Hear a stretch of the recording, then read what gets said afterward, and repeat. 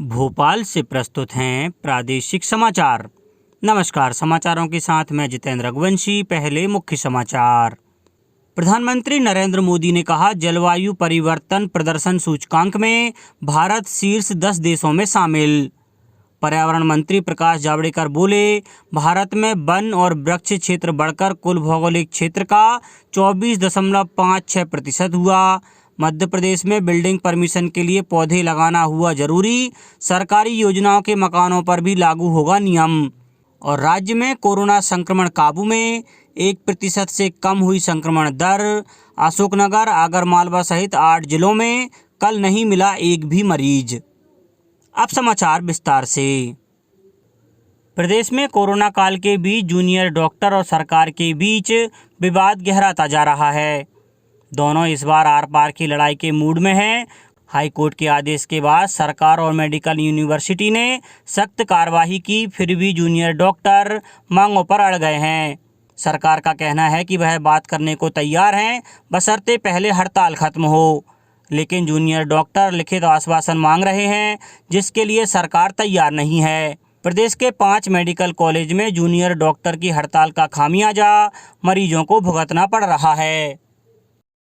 प्रधानमंत्री नरेंद्र मोदी ने कहा है कि स्वच्छ ऊर्जा के अनेक लाभ देश के कृषि क्षेत्र तक पहुंचे हैं। विश्व पर्यावरण दिवस के अवसर पर एक वर्चुअल कार्यक्रम को संबोधित करते हुए प्रधानमंत्री ने कहा कि एथेनॉल आज पर्यावरण को स्वस्थ बनाए रखने में प्राथमिकता बन गया है।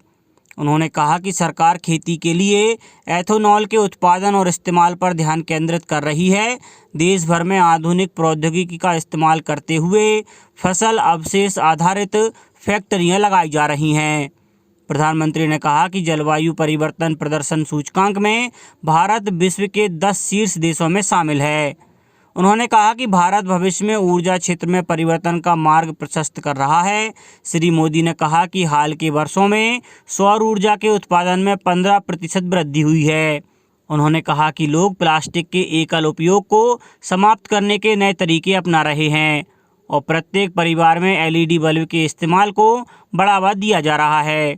श्री मोदी ने कहा कि हाइब्रिड और इलेक्ट्रिक वाहनों के विकास के साथ निवेश और रोजगार के नए अवसर खुल रहे हैं। प्रधानमंत्री ने 2020 से 2025 के दौरान भारत में एथेनॉल मिश्रण की रूपरेखा के बारे में एक विशेषज्ञ समिति की रिपोर्ट जारी की। केंद्रीय पर्यावरण, वन और जलवायु परिवर्तन मंत्री प्रकाश जावड़ेकर ने कहा है कि भारत उन कुछ देशों में शामिल है जहां पिछले दशक में वन क्षेत्र वास्तव में बढ़ा है। विश्व पर्यावरण दिवस पर श्री जावड़ेकर ने कहा कि देश में वन और वृक्ष क्षेत्र बढ़कर कुल भौगोलिक क्षेत्र का 24.56% यानी 8 लाख वर्ग किलोमीटर से अधिक हो गया है। उन्होंने कहा कि भारत में समृद्ध वन्यजीव और जैव विविधता है, यहाँ हर दिन पर्यावरण दिवस होता है। उन्होंने कहा कि भारत में वृक्षों, मवेशियों और पक्षियों का हमेशा सम्मान किया जाता है। अतिरिक्त पुलिस महानिदेशक पुलिस प्रशिक्षण एवं शोध संस्थान श्री DC सागर ने बताया है कि राजमार्ग पर सड़क दुर्घटनाओं को रोकने के लिए सरकार द्वारा निरंतर आवश्यक कदम उठाए जा रहे हैं। उन्होंने बताया कि PTRI द्वारा जिलों की पुलिस को 42 लेजर स्पीड गन वितरित की गई हैं। ADG श्री सागर ने बताया कि लेजर स्पीड गन से सड़कों पर निर्धारित गति से अधिक तेज गति से चलने वाले वाहनों की गति को आधुनिक टेक्नोलॉजी से दूर से ही पढ़ा जा सकेगा और उस डेटा की प्रविष्टि की जा सकेगी। यह यंत्र लगभग 1 किलोमीटर दूरी पर चल रहे वाहन की दूरी नाप सकता है, साथ ही आधा किलोमीटर से दूरी और गति दोनों नाप सकता है।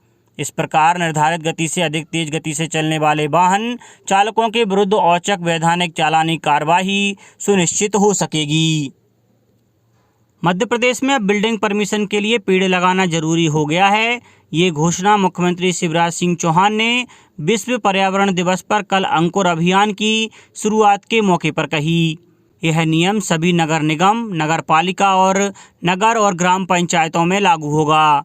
राज्य सरकार ने सरकारी योजना के तहत बनने वाले मकानों के लिए भी यह नियम लागू किया है।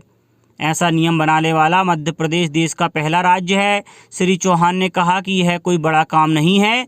अपने मकान के आसपास या फिर नगर निगम, नगर पालिका के पार्क में या फिर सरकारी स्कूलों में पौधारोपण किया जा सकता है। उन्होंने कहा कि इस फैसले को जल्द ही कानूनी तौर पर अमली जामा पहना दिया जाएगा। मुख्यमंत्री ने कहा कि घर बनाने में थोड़ा बहुत पर्यावरण प्रभावित होता है, इसलिए पेड़ लगाकर लोग उसकी भरपाई करें। कल से विधिवत शुरू हुए अंकुर कार्यक्रम का उद्देश्य हरित क्षेत्र में वृद्धि के साथ प्रदेश को स्वच्छ पर्यावरण और प्राणवायु से समृद्ध प्रदेश बनाना है। कार्यक्रम के तहत मुख्यमंत्री चौहान ने वीडियो कॉन्फ्रेंस के माध्यम से जिला नोडल अधिकारी और चयनित जिलों के 5-5 प्रतिभागी और सत्यापनकर्ताओं से संवाद किया। इनमें रायसेन की 7 साल की कोपल भी शामिल थीं।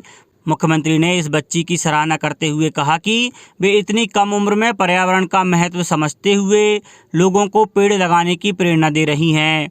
मुख्यमंत्री ने कहा कि बुद्ध पूर्णिमा 26 मई के दिन हमने वायुदूत नाम का एक ऐप लॉन्च किया था और करीब 15,000 लोगों ने इसमें रजिस्ट्रेशन करा लिया है और करीब 2,500 लोगों ने फ़ोटो भी अपलोड कर दिए हैं। श्री चौहान ने लोगों से अपील की है कि अंकुर अभियान से आप भी जुड़िए और बाकी लोगों को भी पेड़ लगाने के लिए प्रेरित करिए। उन्होंने कहा कि ऐसे प्रतिभागियों का हम हर जिलेवार चयन करेंगे। उन्हें वृक्ष वीर और वृक्ष वीरांगना कहा जाएगा और चयनित प्रतिभागियों को हर साल प्राणवायु अवार्ड से सम्मानित किया जाएगा। सूक्ष्म लघु एवं मध्यम उद्यम विज्ञान और प्रौद्योगिकी मंत्री श्री ओम प्रकाश सखलेचा ने कहा है कि नीमच जिले की जावद विधानसभा क्षेत्र के मोरवन में डैम के पास उपलब्ध जमीन पर आगामी महीनों में लगभग 100 टेक्सटाइल उद्योगों की स्थापना का कार्य प्रारंभ होगा। उन्होंने राजस्व और वन विभाग के अधिकारियों को निर्देश दिए कि मोरवन में उपलब्ध जमीन का संयुक्त सर्वे कर नवीन उद्योग स्थापना के लिए जमीन चिन्हित कर लें। मंत्री श्री सखलेचा शनिवार को नीमच जिले के जावद जनपद सभा कक्ष में विभिन्न विभागों के अधिकारियों की समीक्षा बैठक को संबोधित कर रहे थे। मंत्री श्री सखलेचा ने जल संसाधन विभाग की समीक्षा बैठक के दौरान निर्देश दिए कि मोरवन जलाशय की नहरों को पक्की करने से लगभग 30% पानी बचेगा, इसलिए शेष नहरों को भी पक्का करने का प्रस्ताव तैयार किया जाए।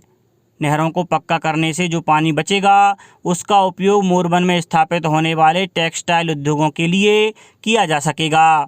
इससे सिंचाई व पेयजल की आपूर्ति पर भी कोई प्रभाव नहीं पड़ेगा। पर्यावरण दिवस के अवसर पर प्रदेश भर में कोरोना दिशा निर्देशों का पालन करते हुए पौधारोपण सहित विभिन्न कार्यक्रम आयोजित किए गए। अशोकनगर में इस मौके पर न्यायालय परिसर में पीपल, बरगद, नीम के पौधे रोपे गए। सीहोर में कलेक्टर चंद्रमोहन ठाकुर ने कलेक्ट्रेट परिसर में पौधारोपण किया। उधर इंदौर में सांसद शंकर लालवानी ने राला मंडल में पीपल का पौधा रोपा और इंदौर को ग्रीन शहर बनाने का संकल्प लिया। श्री लालवानी ने राला मंडल के विकास के लिए वन विभाग से एक मास्टर प्लान बनाने के लिए भी कहा है। खंडवा में विधायक देवेंद्र वर्मा ने पौधारोपण कर वर्षा काल में शहर को हरा भरा करने की अपील की। रायसेन में कलेक्टर उमाशंकर भार्गव और जिला पंचायत सीईओ पीसी शर्मा द्वारा लोगों को अधिक से अधिक पौधारोपण के लिए प्रेरित किया गया।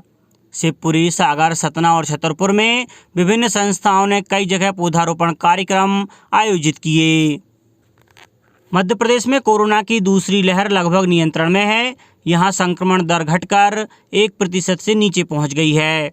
पिछले 24 घंटों में 6 जिलों में कोई मरीज नहीं मिला है, जबकि अलीराजपुर जिले में केवल एक एक्टिव केस बचा है। कल 718 नए मरीजों का पता चला है, जबकि स्वस्थ होने वालों की संख्या 2225 है। आगरमालवा, अलीराजपुर, अशोकनगर, भिंड, बुरहानपुर, मंडला में कोई नया मरीज नहीं मिला, जबकि 38 जिलों में नए मरीजों की संख्या 1 से 9 के बीच है। राज्य की रिकवरी दर बढ़कर 97% हो गई है। खंडवा में 1 और बैतूल में कल 15 नए मरीज मिले। अब कुछ समाचार संक्षेप में। एक जिला एक उत्पाद के तहत आगरमालवा जिले की चयनित संतरा फसल के उत्पादन को बढ़ावा देने के लिए शुक्रवार को 1 दिवसीय ऑनलाइन कृषक प्रशिक्षण आयोजित किया गया। मुरैना जिले में अम्बाहा जनपद पंचायत बड़फरा में आजीविका मिशन द्वारा गठित स्वयं सहायता की महिलाएं ग्रामीणों को वैक्सीन लगवाने, मास्क पहनने और सैनिटाइजर का उपयोग करने के बारे में जागरूक कर रही हैं। खंडवा में केमिस्ट एसोसिएशन ने कोरोना टीकाकरण शिविर का आयोजन किया। इसमें 784 युवाओं का वैक्सीनेशन किया गया। सागर संभाग आयुक्त महेश शुक्ला ने कोरोना वायरस संक्रमण की संभावित तीसरी लहर के लिए बुंदेलखंड मेडिकल कॉलेज को अत्याधुनिक रूप से तैयार रहने के निर्देश दिए हैं। पन्ना जिले के धर्मपुर में पुलिस ने अनाथ बच्चियों के मकान में श्रमदान कर मानवता की मिसाल पेश की है। इन बच्चियों का मकान आंधी तूफान में क्षतिग्रस्त हो गया था और नीमच, सीहोर सहित कई जिलों में कल भी दिन भर बादल छाए रहे और हल्की बूंदाबांदी हुई। अंत में मुख्य समाचार एक बार फिर। प्रधानमंत्री नरेंद्र मोदी ने कहा, जलवायु परिवर्तन प्रदर्शन सूचकांक में भारत शीर्ष 10 देशों में शामिल। पर्यावरण मंत्री प्रकाश जावड़ेकर बोले, भारत में वन और वृक्ष क्षेत्र बढ़कर कुल भौगोलिक क्षेत्र का 24.56% हुआ। मध्य प्रदेश में बिल्डिंग परमिशन के लिए पौधे लगाना हुआ जरूरी। सरकारी योजनाओं के मकानों पर भी लागू होगा नियम। और राज्य में कोरोना संक्रमण काबू में, 1% से कम हुई संक्रमण दर। अशोकनगर, आगरमालवा सहित 6 जिलों में कल नहीं मिला एक भी मरीज। इस बुलेटिन में इतना ही। घर पर रहिए, सुरक्षित रहिए और सुनते रहिए प्रादेशिक समाचार। नमस्कार।